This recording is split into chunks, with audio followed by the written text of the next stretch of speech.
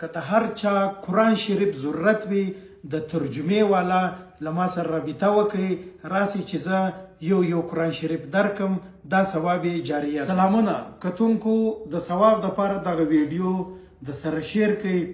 ډیر کارونه به موږ تاسو کړي خو نن یو ډیر ضروري کار دی. له ما سره قرآن شریفان دي د ترجمې والا چې دا زما یو ملګری دی د لورلایغه عطا محمد ناصر ما ته د قرآن شریفان رالیږلي دي. که د هر چا قرآن شریف ضرورت وي د ترجمې والا نو له ما سره رابطه وکړئ راسي چې زه یو قرآن پاک درکمه دا ثواب جاریه دی.